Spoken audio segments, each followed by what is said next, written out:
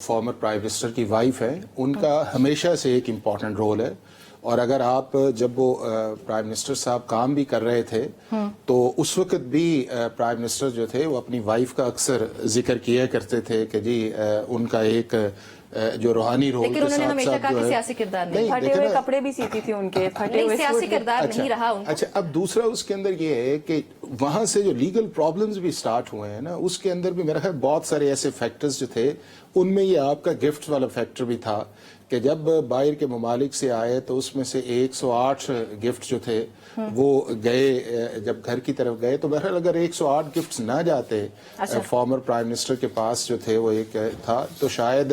یہ توشہ خانہ 1 اور توشہ خانہ 2 جو ہے وہ بھی نہیں آتے۔ بٹ ایک چیز بڑی امپورٹنٹ ہے، وہ یہ ہے کہ اس سارے پروسیس کے اندر جو ہے پی ٹی آئی کا جو ہے ایک پولیٹیکل ڈیسیجن میکنگ کا بھی ایک ایشو ہے،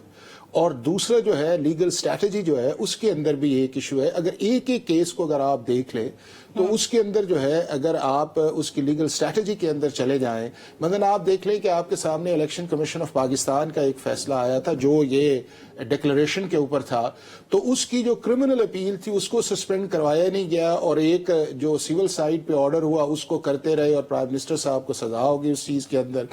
اسی طرح جو دوسرے میٹرز ہیں کہ جہاں جہاں چاہے آپ کا جو سائفر کا سٹیج 1 سٹیج آئے یا اس کے بعد ابھی بھی جو معاملے چل رہے ہیں، تو ایک پولیٹیکل اسٹریٹجی کے اندر ایک ایشو تو ہے، اور اس ایشو کو دو ہی لوگ ایڈریس کر سکتے ہیں، یا فارمر پرائم منسٹر خود اس کو ایڈریس کر سکتے ہیں، اور اگر انہوں نے اجازت دی ہے اپنی وائف کو کہ جی آپ اس چیز کو، یہ کیوں بتا رہے ہیں کہ انہوں نے منع کیا بانی پی ٹی آئی کو انفارم کرنے سے کہ جو بھی میں تبدیلیاں کرنے لگی اس سے متعلق؟ نہیں یہ ممکن ہی نہیں ہے نا، یہ تو ہے نہیں ہے کہ لائرز کی، یہ تو ممکن ہی نہیں ہے کہ لائرز کی جو ہے یہ عمران خان کی ماں پہ ہو رہا ہے۔ نہیں اگر جو بھی وہ کر رہی ہیں، میرا یہ خیال ہے کہ اس کے پیچھے former prime minister Imran Khan صاحب کی کانکرنس یا کنسلٹیشن ضرور ہے، اور وہ آپ کو نظر بھی آئی تھی کہ جب آپ دیکھیں نا کہ جب یہ آپ کا 24 والا دھرنا تھا تو اس کے اندر بھی کہا گیا کہ سنجانی از دا بیسٹ پلیس، لیکن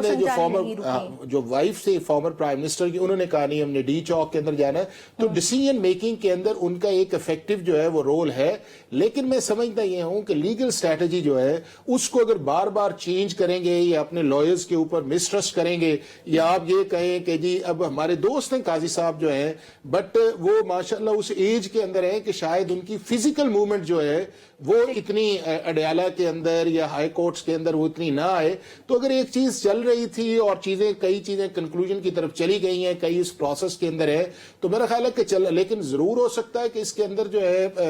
فارمر پرائم منسٹر کا جو ہے ان کی بھی تھوڑی سی مرضی ہو، کچھ ان کا اپنا ہو، اور بالکل ایک بات بھی ٹھیک ہے جب آپ کے اوپر کیسز بن رہے ہوں، چیزیں ہوں، ریزلٹ اورینٹیڈ نہ آئے تو پھر ایک انزائٹی تو آتی ہے نا جی، کہ آپ کبھی ایک لائر چینج کر لیتے ہیں، مثلا کبھی آپ ڈسٹرکٹ کورٹ کے اندر اور ہے، ہائی کورٹ کے اندر اور ہے، سپریم کورٹ ہے، تو ان کا ایک رائٹ ہے کہ وہ اپنے لیے اپنی مرضی کے مطابق جو لائر انہیں سوٹ کرے اس کو وہ کر سکتی ہیں۔ لیکن جتنے لائرز نے اب تک کام کیا یہ ہے، ان کو یہ کہنا جس طرح آپ کہہ رہی ہیں کہ آپ نے فارمر پرائم منسٹر کو بھگانا نہیں ہے، تو میرا خیال ہے یہ بات مناسب ہے۔ چلیں ٹھیک ہے آمنہ، جو مذاکرات کا دوسرا راؤنڈ ہوا اس کے بعد سے حکومت کا although اگر ایک اینڈ پہ دیکھا جائے تو بہت پازیٹیوٹی دکھائی دیتی ہے، کیونکہ ڈائیلاگ کے ٹیبل پہ فائنلی پہنچ آئی دونوں پارٹیز، لیکن اس کے بعد سے جیسے آپ کے سیاسی مشیر بتا رہے رانا ثناء اللہ صاحب یہ کہتے ہیں کہ ہم کس بات پہ جوڈیشل کمیشن بنائیں، کیا آپ کے تو وہ کیسز چل رہے ہیں، عدالتیں فیصلہ کریں گی، سو یہ کہیں نہ کہیں کنسیڈر کیا جا رہا ہے کہ حکومت کے رویے میں کچھ تلخی آ رہی ہے۔ آپ بتا سکتی ہیں کہ کیا وجہ ہے حکومت کی سیکنڈ راؤنڈ کے بعد یہ تلخی کی؟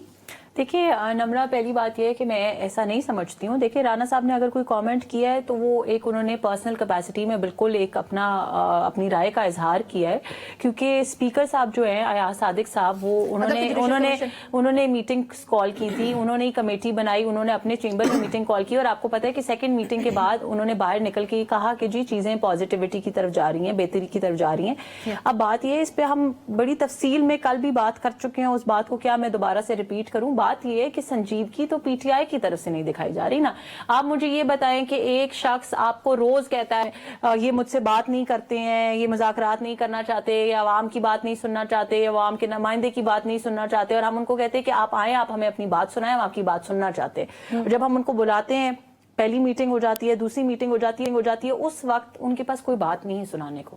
وہ کہتے ہیں کہ جی آپ ہمیں وقت دیں کہ ہم اپنا چارٹر آف ڈیمانڈز پیش کر سکیں. سو اس کے اوپر کل ہم بڑی تفصیل میں ڈسکشن کر چکے ہیں کہ مجھے یہ بتائیں کہ پھر 4 مہینے سے عوام کو بے وقوف کیوں بنا رہے تھے. جیسے 25 سال سے جس دن سے یہ پارٹی بنی ہے اس دن سے عوام کو بے وقوف بنا رہے, اسی طرح پچھلے 4 مہینے سے عوام کو بے وقوف بنا رہے, یہ کہہ کے کہ یہ حکومت مذاکرات نہیں کرنا چاہتی. حکومت نے کمیٹی بنائی, حکومت نے آپ کو دعوت دی, اپنے پاس بلایا, بٹھایا, عزت دی, شفقت دی, کام کرایا, بات کی. آپ کے پاس چارٹر آف ڈیمانڈز ہی نہیں ہے, آپ کس مذاکرات کو رو رہے ہیں. اب اگر حکومت کا کوئی ایک نمائندہ آ کے یہ کامنٹ کر دیتا ہے پرسنل کیپیسٹی میں, اس کو پکڑ کے بیٹھ جائیں گے. میرا جواب پہلے دے دیں کہ آپ کا چارٹر آف ڈیمانڈز کدھر ہے. آپ چارٹر آف ڈیمانڈز نہیں لائے, آپ پہلے چارٹر آف ڈیمانڈز نہ لانے کی نہیں تو پچھلے اتنے مہینوں سے جو عمران خان سے روز جا کے بات کر رہے ہیں. I get that.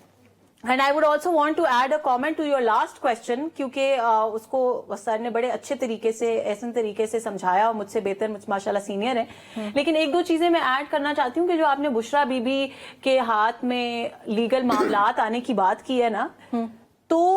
As their political rivals تو مجھے بڑا خوش ہونا چاہیے, کیونکہ اس سے بری چیز عمران خان کے لیے کچھ نہیں ہو سکتی تھی. اگر یہ آج سے تھوڑا پہلے بنا دیتے ان کو لیگل معاملات کا, تو شاید عمران خان صاحب ابھی تک پھانسی چڑھ چکے ہوتے. یہ تو شکر ہے کہ ابھی تک بشرا بی بی نے لیگل معاملات نہیں, کیونکہ دیکھیں بات یہ ہے پی ٹی آئی کے پاس بڑے اچھے لائرز ہیں. پولیٹیکل ڈفرینسز اسائڈ, جس پارٹی کے پاس سلمان اکرم راجہ, میں یہی کہہ رہی ہوں پولیٹیکل ڈفرینسز اسائڈ, جس پارٹی کے پاس سلمان اکرم راجہ جیسا وکیل موجود ہو اور وہ اپنے لیگل معاملات بشرا بی بی کے ہاتھ میں تھما دے, جو آدھے سے زیادہ, جیسے حافظ صاحب نے کہا کہ آدھے سے زیادہ لیگل معاملات تو ہیں ہی ان کی وجہ سے, جو وہ تحفے لیتی رہی اور بیچتی رہی, اور 4 کیرٹ دی رنگ ہونی چاہیے کہ 5 کیرٹ دی ہونی چاہیے, جب یہ تماشا چلتا رہا تو ان کی وجہ سے چلتا رہا. اور ماشاءاللہ سے بشرا بی بی کو اسسٹ کرنے جا رہی ہیں مشال یوسف زئی. میرا ان سے ایک چھوٹا سا انٹریکشن ہے, اور مجھے بڑی ہنسی آئی جب بعد میں مجھے پتا چلا اس انٹریکشن کے بعد کہ وہ لائر ہیں.